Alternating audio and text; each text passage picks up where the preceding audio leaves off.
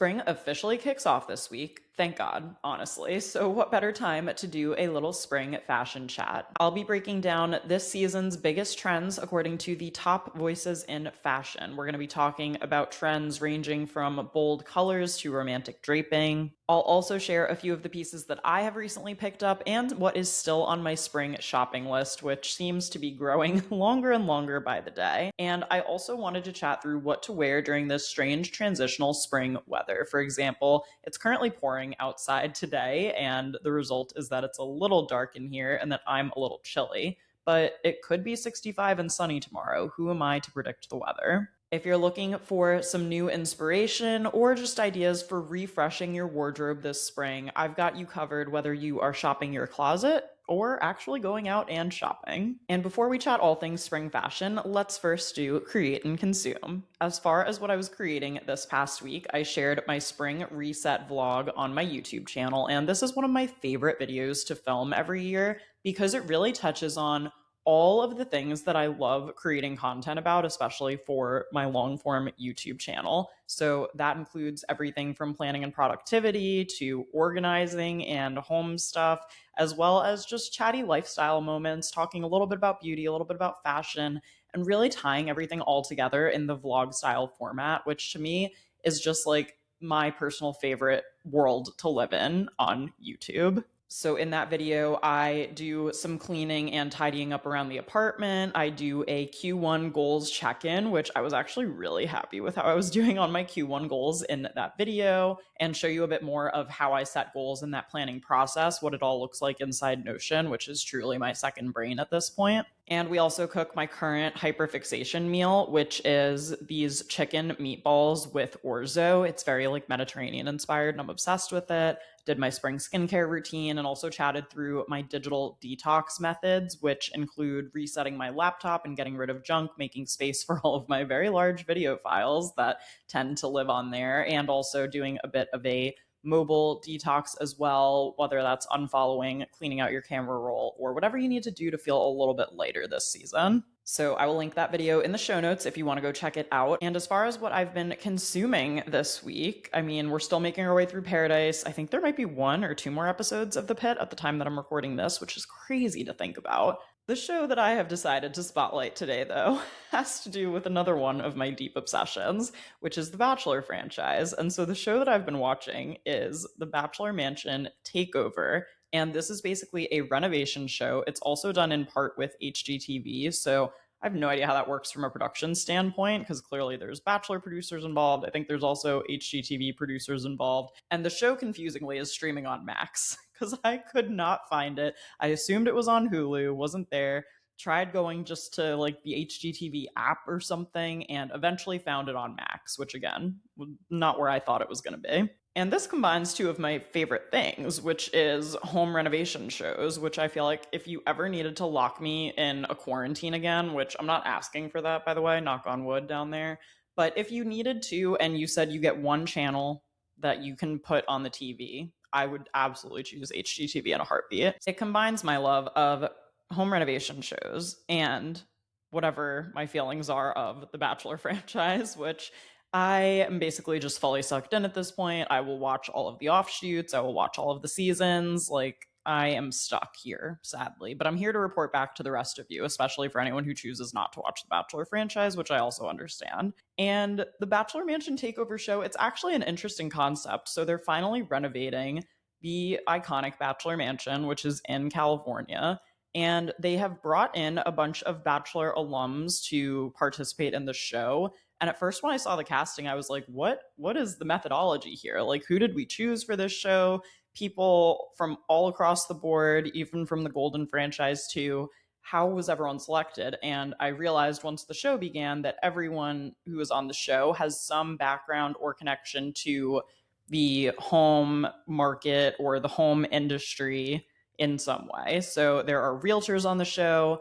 There is a couple of interior designers. There's some contractors. There's architects. Like, they have kind of pulled from all these different areas, which totally makes sense for them to come together and renovate the Bachelor Mansion, which is exciting because that place could definitely use a facelift. So I'm curious to see how it looks because we are getting a new season of The Bachelorette starting in about 2 weeks at the time that I'm recording. Or no, maybe it's next week already. It's coming up, whatever it is. So anyway, I have been watching that. The first episode was too long. They made it an hour and a half, which The Bachelor tends to do sometimes. And I'm like, guys, stop doing this. Put everything in 42 minutes. Like, there are things that you can cut and there are things that you should focus on. And I know that those producers are capable of cutting the episode in that way. They just choose not to. So the first episode was way too long. You probably could have fast forwarded through a lot of the early parts of it, I would say. But the second episode, I think, got much better. It also means that I got to see Hannah Brown and Tyler Cameron on my screen together again, which is one of my many Roman empires. But that is not what we are here to talk about today. So with that being said, let's get into our spring fashion chat. And I think one thing that I've decided about the podcast, I would say that, we are almost 100 episodes in at this point. So first of all, thank you so much if you have listened to any number of those episodes, whether you've listened to one or you've listened to all, 94 that came before this one. I just wanted to say thank you for that. And the thing about the podcast format is I have really tried not to repeat too many episode topics. However, I am going back into the analytics constantly to see what you guys like listening to the most. And my seasonal episodes, as they relate to fashion and beauty, seem to be some of the most popular episodes, which makes me happy to hear because I absolutely love talking about both of those things. So based on your analytics and what you guys have been enjoying, I think that I am going to do seasonal episodes for fashion and beauty. And the way that I'm going to structure it is to do spring and fall fashion episodes where we do exactly what we're doing today. We talk about trends, we talk about things that I'm buying lately or what's on my shopping list. We talk about transitional weather and all of that stuff. And then doing a winter and summer beauty episode where, similar to other episodes I've done in the past, I can link a couple in the show notes if you want to go back and listen to the ones that I'm referencing right now, where I talk a little bit more about, summer beauty versus winter beauty, because I do feel like they're different. I feel like there are always new launches and things to keep in mind, but I also feel like there are always tried and true products or ingredients that I turn to during those seasons, depending on what the situation is out there. So I think this will be a really fun thread to kind of weave through all of the other episodes, which will continue to kind of just be individual topics on a weekly basis, usually connected in some way to living in the world of digital media. That's kind of the through line of this whole podcast. But in a calendar year, you can now expect a winter beauty episode, a spring fashion episode, a summer beauty episode, and a fall fashion episode. So I hope that sounds good to you guys. That will kind of help me give a little break where at least once a quarter I kind of already know for sure what one episode is going to be.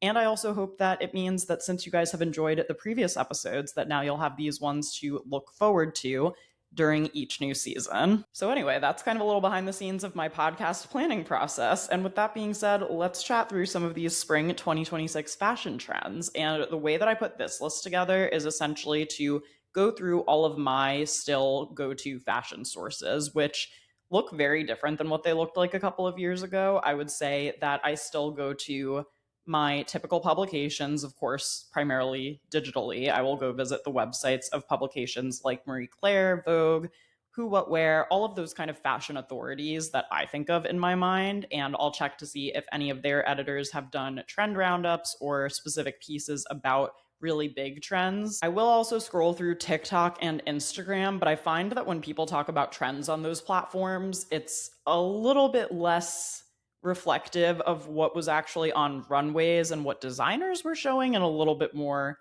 based on maybe what is selling that week on TikTok Shop. So I kind of take those with a grain of salt. I actually don't have any that I found today from those sources. And then really the other ones are podcasts or Substacks, just from top voices in fashion that I personally enjoy following. I have just started listening to the Let's Get Dressed podcast with Liv Perez, and I've only listened to 2 episodes recently, but I really like that podcast, so I am going to continue to listen there. And then as far as other fashion Substackers, I mean, Amy Odell's Back Row is great. Bella Gerard has the B List, which is great. And maybe I should even do a whole separate episode about where are we getting our fashion media from these days, because it is just not what it used to be, as you probably know already. With that being said, here are some of the top reported spring 2026 fashion trends that I wanted to talk about today. So, number one is bold color pairings. And the examples that I saw on this trend for the most part were really primary colors paired with like almost very niche or out of the box colors.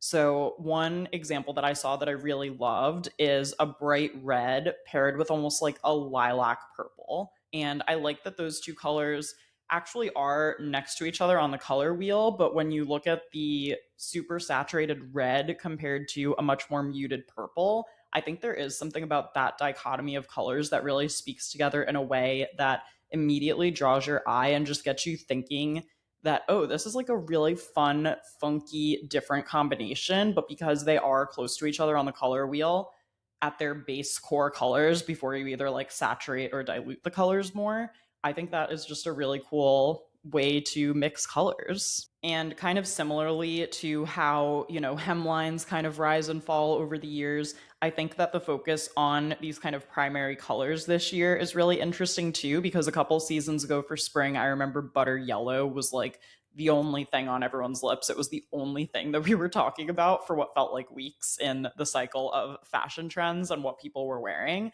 And I think that because the primary colors have kind of come back into the rotation, we have shifted away a little bit from that softer butter yellow to a kind of more middle ground yellow, like a true kind of sunshine yellow that is a bit more saturated, but is not really in the neon space, if that makes sense. So the next time you go shopping, keep an eye around on the colors and please report back to me too. Like you can comment on this episode or send me an email, which I do always check and respond to emails when we get them, by the way. So all of the ways to get in touch are always in the show notes. Definitely please do reach out if you happen to notice this as you're shopping around. Okay, for the next trend, I saw this called a couple of different things from some of the various publications, again, that I was sourcing through, but I'm basically just going to call this one silk scarves. And I think that this can manifest itself either in like a classic silk scarf, which is usually a even 12 by 12, just like little piece of fabric, usually with some kind of beautiful print or logo or something on it that kind of makes it stand out. I also saw some scarf inspired tops, that are kind of tied almost like in a haltery way, which could be inspiration from taking a scarf and actually tying it in a creative way, or a top that is just meant to look as though it's been thrown together like that, and that actually has a lot of work put into it behind the scenes. And then there are also a couple of like coats or top combinations where there is almost an attached scarf or some kind of draping in the front that's meant to mimic a scarf to show this really flowy, nicely draped kind of silhouette. And also the scarves being styled as a head wrap or a hair accessory. And this brings me back to 2006. It reminds me of Serena like taking the scarf out of her hair and like wrapping it around Blair's shoulders in season 1 of Gossip Girl.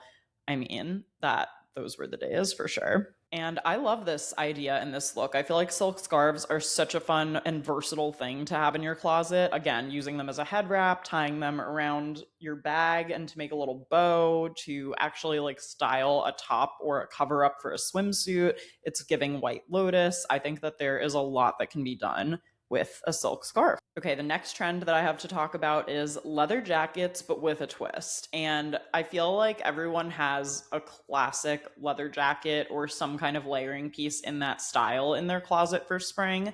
And we're not talking about like your basic moto jacket here. A couple of examples of ones that I saw were leather jackets that had almost like a very cinched waist. And I feel like some leather jackets are very structured, some are a bit more buttery and loose fitting. This is more in that structured category.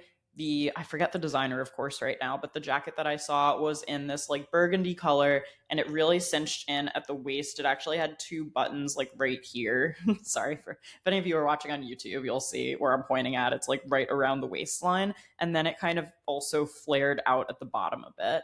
And I thought that was such a unique take on a leather jacket because it's not your typical biker jacket, like I said, that you would find in there. The fabric choice, the silhouette, all of those things make it feel like a fresh take on something that's clearly a wardrobe staple for a lot of people. There was also a leather jacket I saw with leather kind of three-dimensionally like sewn on top in kind of a cool pattern to add other layers and textures.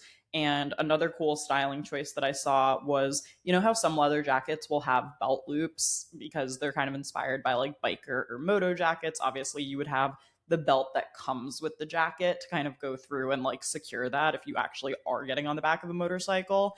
Not speaking from personal experience because I've never done that. Mom, if you're listening, let out a sigh of relief right now.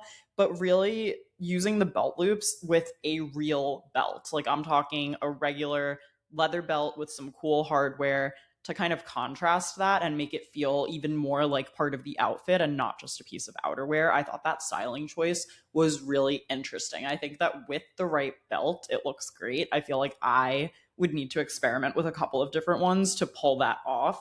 And obviously, you would want to wear that jacket with the intention of that being like your core outfit for the whole evening. So, not always easy to do when we're struggling with what the temperature is during these transitional seasons. Another trend that I noticed was statement bags. And I would say that this was really like narrowed down to two different styles of purses. One of which was these very large, oversized clutches that people had tucked under their arms. Because I feel like the idea of a clutch is obviously very dainty. It's meant to literally fit in the palm of your hand. So I think the oversized take is really fun because it gives someone the opportunity to really make the bag a key focal point of the outfit, a statement for sure. And if nothing else, it's great for the gram. And I also saw a lot of girls on the runway carrying these more like oversized tote bags. And can I just say, I have been waiting for the return of bigger bags for a while now. Obviously, I love a crossbody if I'm like running out the door to do something quickly. But when I am like going into the city or when I have meetings or even when I want to go plant myself at a coffee shop,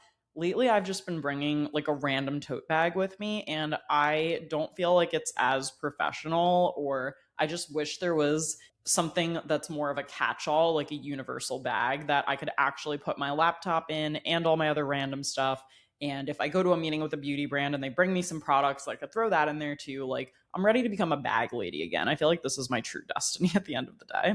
Specifically, I have my eye on the Coach Brooklyn bag, the like extra large size. It's literally $500. So I feel like I should save up and like buy myself this bag at a very specific moment in time and or wait for a sale. I actually know that Macy's has some kind of spring sale coming up and I have that linked on my Macy's storefront because I'm part of their like Macy's style cruise. So I will link the exact bag I'm talking about in the show notes. It's beautiful and I want it in like the dark brown suede material. I feel like Coach has been crushing it with the bags lately. Every time I see a bag from them, I want it, and that's all. That's the sentence. Okay, next trend I'm calling romantic drapery. And again, this was kind of a combination of a couple of things. It almost feels very Rococo inspired, which is maybe a tiny bit Bridgerton adjacent, but I really am thinking more of specific pieces from, like, I'm going back into my art history brain from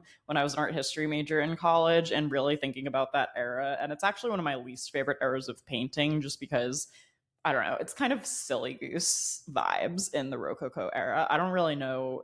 Yeah, maybe we should do like a whole art episode at some point too. I've been meaning to do that at some point. I just need to think about what specifically I would want to focus the episode on. So if you have any thoughts on what you would want to hear from an art history episode, please feel free to reach out and let me know. But anyway, the vibes of the romantic drapery were giving a little bit out of the Rococo era, just with the kind of overzealous, over amplified, overdone volume of like ruffles and drapery and flowy loose fabrics. And I'm here for that personally. I actually think those are great pieces to get and wear during transitional weather. Obviously, some of them are a bit more avant garde than others, but you can do it in a wearable way too, I think. Another spring trend that I saw that I really liked was these utility inspired tops. Now, I feel like we're all very familiar with utility jackets and military inspired jackets. However, what I liked about this trend and what I think kind of separates it from, again, those like core items that we already have in our closet and what makes it a trend and separates it from the wardrobe staple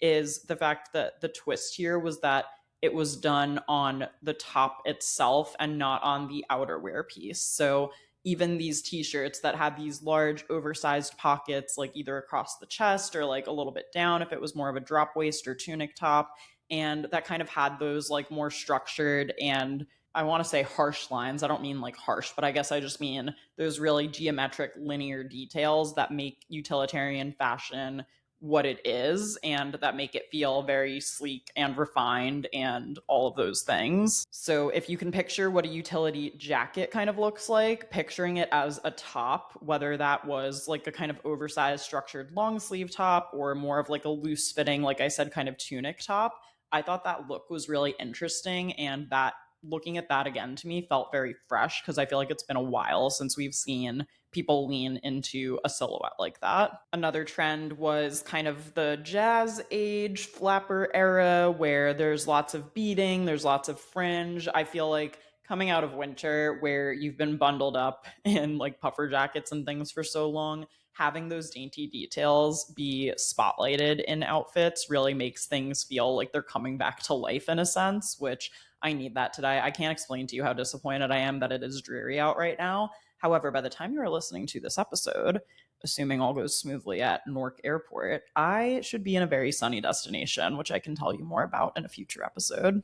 Again, I think the embellishments and the fringe and those kind of things definitely make a reappearance during spring. So I do think seeing embellishments and fringe, those kind of nods to the 20s, which is crazy that now we are 100 years post the 1920s era, which is insane.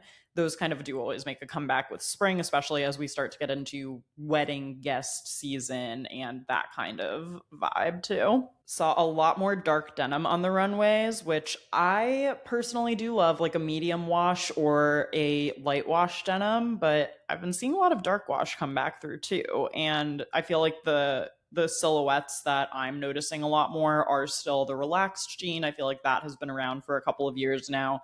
And also still the barrel leg jean. I feel like that trend has mostly been around in the last year or so, but I'm hoping we can get back to like a straight leg silhouette and also a mid-rise or even high waist jean in the future, because I can't do the low rise, you guys. I appreciate and respect all of the Gen Z and the Gen Alphas who have taken it upon themselves to reclaim the low-rise denim. I, as a millennial, have not made it my mission to involve myself in that in any way. And a couple of other rapid fire. I did see a lot of drop waist skirts. I think those are so pretty, especially when done either just on their own, where there is kind of a band of fabric around the waist and then it starts to flare out right below the hips, or on a dress where the dress has the drop waist hem. I think those are really pretty. And I don't know if I have, what's it called, like the right kind of like torso or leg combination to pull off that kind of look, but I would like to try it again. I feel like very inspired by what I've seen on that front. Color wise, the serene blues have also been making their way through spring fashion and spring runways that we saw back in September. So think like periwinkle, almost like a robin's egg blue, the colors that you would think of when you think of spring, essentially. And also more billowy pants, parachute pants, harem pants, all of those kind of larger silhouettes with looser fabrics. I feel like we're making a comeback on the runways as well. So those are your spring 2026 fashion trends to be on the lookout for and potentially try experimenting with. I'm sure that out of all of those, you have a couple of pieces in your closet that sound like they reflect those. So that's always a great way to start experimenting with trends, is to work with what you already have. I am also a big fan of clothing rental. As you guys know, the top I'm wearing right now, I rented from Nuuly. I can always drop my Nuuly link in the show notes if you guys are interested in signing up. I believe it gives you like $10 off your first box. And also buying trends from, more affordable places before you go out and buy, I don't know, like a Coach bag that's covered in fringe just because fringe was the thing right now. Like, it's a lot lower stakes to just buy a fringy skirt that you saw on like Revolve or Amazon to experiment with the trend in the first place. And speaking of shopping, I'll run you guys through a couple of things that I've been buying lately, and I feel like all of these kind of check the box for the transitional weather as we go from what has been just literally the coldest winter I can remember in recent history to what will hopefully be a delightful and not too short-lived spring. So the first thing that I grabbed was a brown long sleeve off the shoulder top from Amazon. I think I actually wore it in either last week or the week before that's episode. So if you're watching on YouTube, if you click over and see the thumbnail from whatever the episode was before this, I think that was about how to make your own luck. I think I'm wearing it there. And I honestly just love the long sleeve basics for a lot of different things. I feel like filming wise, it's like a nice neutral thing for me to wear. So it's not too distracting depending on like if I'm out and about in a busy place. I also feel like having those in colors that I wear on rotation a lot are so helpful to throw together just with like jeans and a pair of boots or maybe a pair of sandals in the coming weeks. And I also love the different layering recipes, which we'll talk about a little later in this episode, kind of balancing proportions. If I'm wearing something long sleeve on top, maybe I'll wear something shorter on the bottom, etc., etc. And I also really liked just the off the shoulder silhouette. I thought it was really flattering. And then I also, from Macy's, got a black mini skirt. And this has been on my list for so long. And this is one of those things that, unlike a trend, I knew this was going to be a wardrobe staple for me once I found the right one. So it is one of those items that I was willing to spend a little bit more on to make sure that I was getting something good quality, something that fit me, something that I knew I would last. So I actually found what I am calling the perfect black mini skirt. Like I feel like everyone should have this in their closet, seriously. I got it from Macy's. Like I said, I've been working with them in their Macy's style crew,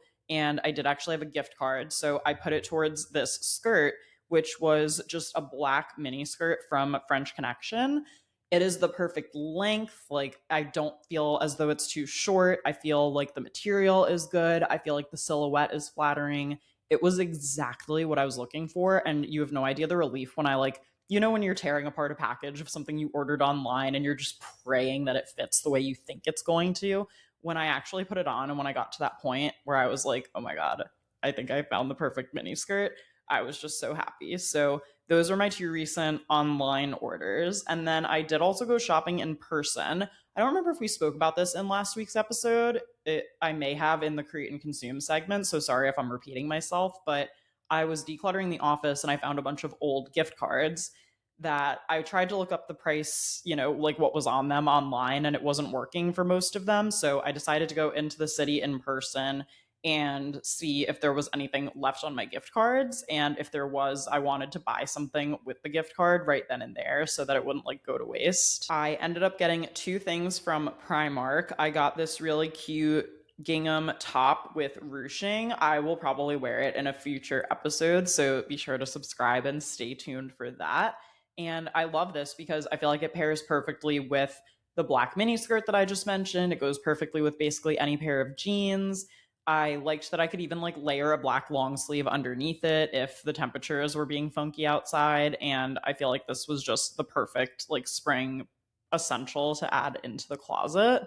And then I also, from Primark, got this really pretty, I want to say rust colored. I know that doesn't sound like the best color because it sounds like just rusty, but it's this really pretty deep orange almost colored dress. And I just loved the fit of it. And I loved how flowy it was. I may even bring it on my trip this week. I'm renting some stuff from Newly, but if I have to try it on after I finish recording today's episode to make sure everything fits right. If it doesn't, this dress is coming with me because it's just one of those very easy throw on pieces that I am so happy I stumbled across. Like truly, if I stopped someone on the street and they told me that dress was from Anthropologie, I would just believe them. And another thing that really floated my ego was that I had to size down like a couple sizes in this dress because it really is that oversized fit. So I think the size that I ended up getting was maybe the US 4, which that is not my size, but in this dress it was. And then the other thing that I got was from Aritzia. That was what one of my other gift cards was for. And I will say I am not a huge Aritzia shopper, mostly because their stuff is pricey. And for certain investment pieces, again, like I do have the Aritzia Super Puff. I have the cropped pink puffer that I wear every winter. And I also have a pair of leather pants from there. Not the ones that I'm wearing right now if you're watching on YouTube. These ones are Abercrombie, but I do have another pair from Aritzia. So I don't know. It is good for staples, but sometimes the price point does turn me off because sometimes it seems worth it and other times it really doesn't seem worth it. So I thought, what better time to go to Aritzia than when I have a gift card where I can already like put the gift card money towards a purchase. And I ended up getting this navy midi dress that has spaghetti straps. It has a ruched top and then a tiered skirt where you can kind of just see like two tiers sewn in. But this dress is like, it could be worn for literally anything, I'm pretty sure. I actually wore it on Saturday to my friend Lisa's baby shower, especially because she is expecting a boy. So I felt like I was very on theme for that.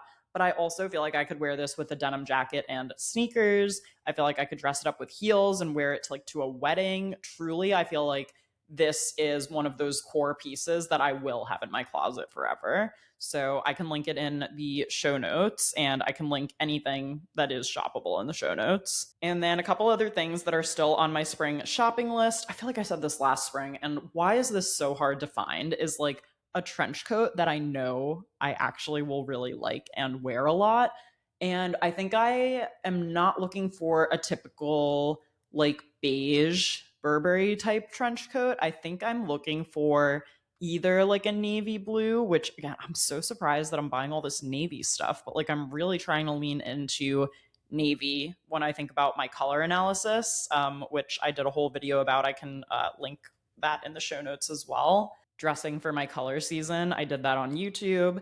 And the other color I was considering for a trench coat was more like an olive green. So I am kind of in the process of looking for a spring layering piece like that. I think my issue with that again is that there is just such a narrow window of time where an item like that really works in your wardrobe. But I do think that I would wear it in that narrow window of time a good amount. I've also just been trying to keep an eye out for some lightweight cardigans that, again, I feel like are good for layering.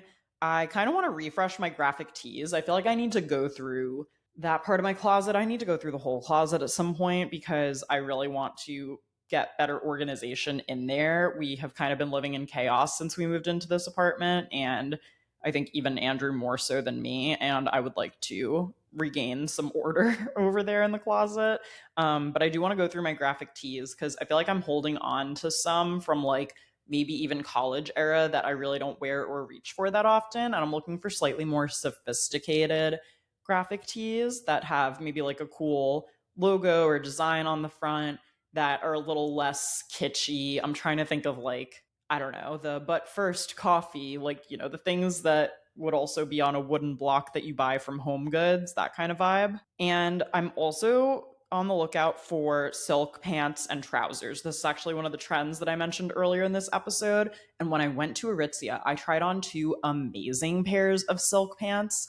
The only thing I didn't like about them was two things. I guess number one was I was really in between sizes because I wanted a more oversized fit, but sizing up to the large was like comically big on me. That wouldn't have made sense.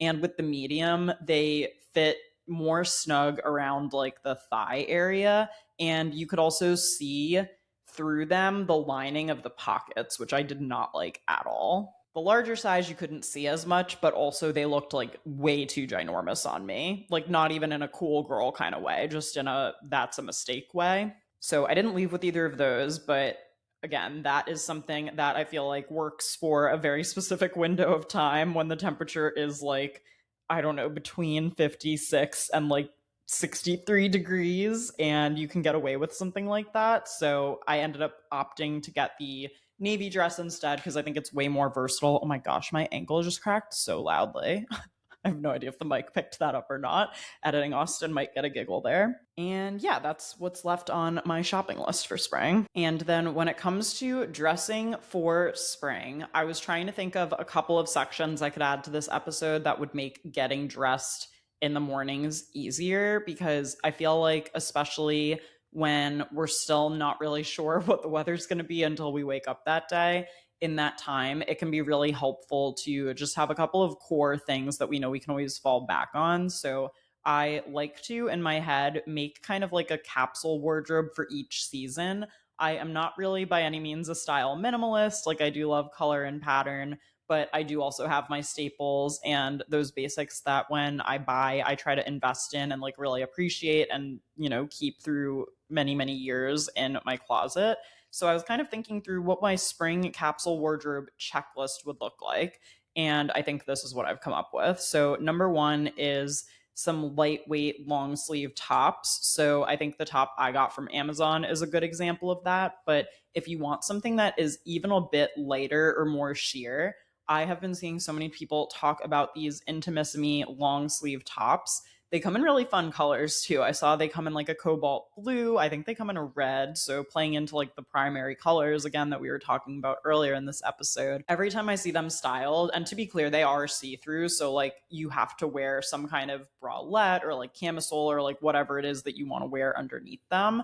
But I do think that they are such a fun layering piece, especially in like spring weather. If you know that you're still going to be a tiny bit chilly, but you don't want something too heavy up top. Another one is a denim jacket. You can go so many different directions with this. I mean, I personally love just like a true classic denim jacket that feels a little bit fitted, but a little bit oversized. You could go much more oversized. You could also mix and match like a Canadian tuxedo vibe. I think if you can get the shades of denim to match perfectly, that is really fun. If you can't get them to match perfectly, I think mixing like dark and light or vice versa is really fun, or even throwing in like black or white into the mix as well. There is one denim jacket that I have in my wardrobe that arguably is a little too small for me now. Like I've literally had it since college, but I refuse to get rid of it and I still try to wear it. Like I wore it actually to a fashion week party, which I can link my fashion week recap if you guys like this episode and want more of the fashion vibe. I have a couple of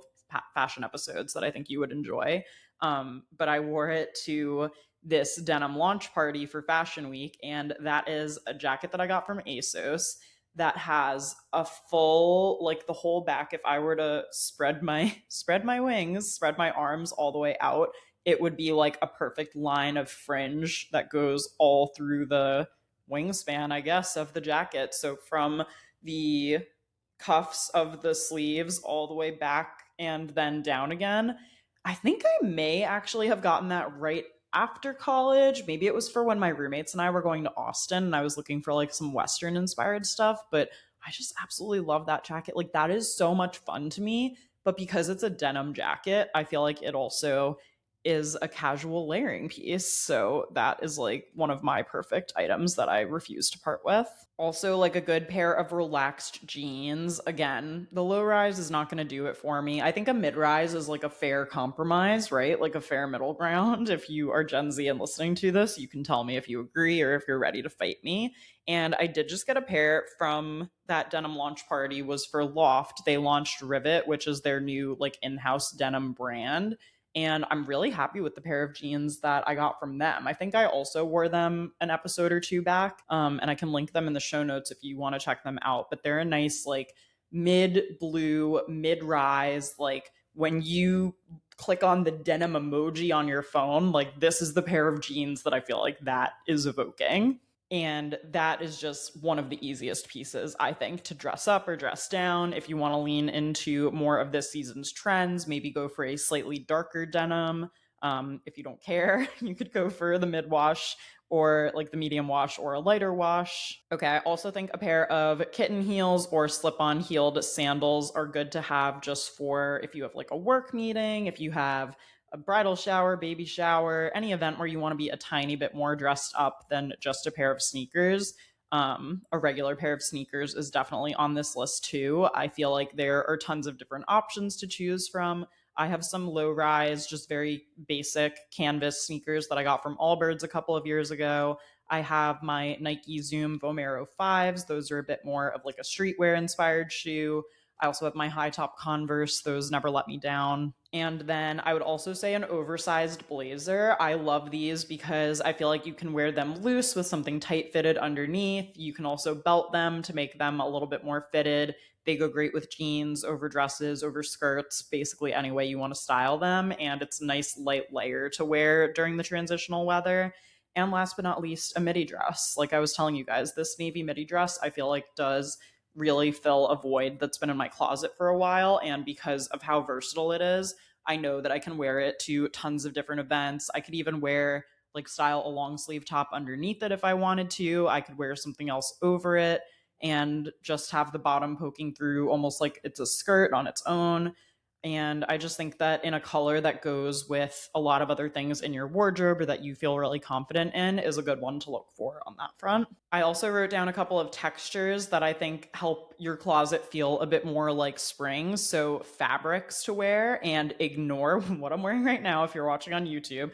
Literally wearing like a velvet top and leather pants. This is not what I'm talking about. This is just, it's a little chilly today, so this is the outfit I'm in. I think knit is number one. Anything knit, like a knit cardigan. You could even wear little knit tops, crochet, anything along those lines definitely is starting to lean more into warmer weather season. Light suede is another one. I have this light suede tan kind of biker style jacket that for me is one of the most perfect spring layering pieces. I think a suede mini skirt is very spring coated. I think suede boots are really cute as long as it's not raining. And I also would say denim. And again, we talked a lot about how dark wash denim has been trending this season, but truly denim in any right, I feel like really starts to shine more during the spring months, especially when I think about festival season, which is about to start like any minute now. Isn't Coachella in a couple of weeks? I feel like that makes me sound like a little bit of an old geezer. It's like, yeah, did they ever do that Coachella again? It's like,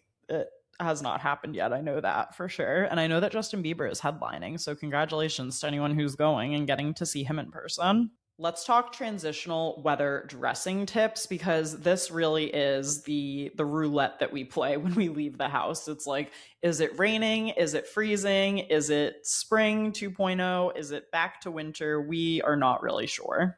And I also wanted to share some transitional weather styling tips, because you play a game every time you leave the house during spring. It's like it could be freezing in the morning, but you could be sweating by the afternoon, or vice versa, or it could be a completely unexplained out of character temperature. So I would say that light layers are key. So thinking like shackets, trench coats, oversized blazers, layers that will keep you warm should it get to those colder temperatures, but also that won't make you overly sweaty if you are wearing them like while you're commuting or doing whatever. And then I also think like long sleeve plus mini skirt or t-shirt versus jeans, having the balanced proportions where you have your arms covered but your legs out, or your legs covered but your arms out, is a fair way to transition into the warmer weather seasons. And I would also just say always be prepared for rain. I know that for me personally,